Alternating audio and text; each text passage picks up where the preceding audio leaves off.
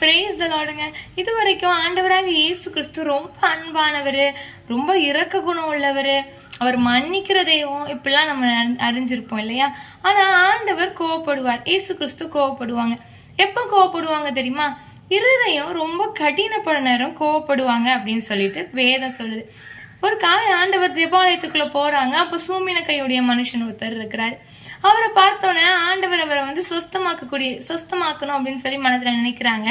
ஆனா ஆண்டவர் இவரை சொஸ்தமாக்குனாங்கன்னா ஓய்வு நாள்ல ஆண்டவர் இவரை சொஸ்தமாக்கிட்டாங்கன்னு சொல்லிட்டு அவர் மேல குற்றம் சாட்டலாம் அப்படின்னு சொல்லி அநேகர் காத்திருக்கிறாங்க.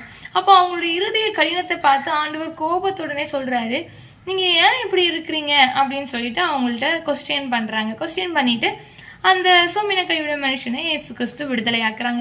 ஸோ நம்மளும் அநேக வேலைகள்ல நம்மளுடைய இருதய கடினத்து நிமித்தமாய் ரொம்ப ஆண்டவர் விட்டு தள்ளி போற சூழ்நிலையில இருந்து கொண்டிருக்கிறோம். ஸோ இன்னைக்கு சிந்தித்து பார்ப்போம், நம்மள்ட்ட இருதய கடினம் இருக்குதா?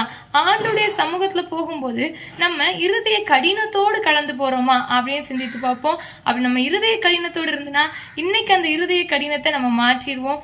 ஏன்னா இருதயம் கடினமா இருந்துச்சுன்னா தேவன் நம்ம மேல கோபம் உள்ளவரா இருக்கிறாருன்னு சொல்லி வேதம் நமக்கு கற்றுத்தருது.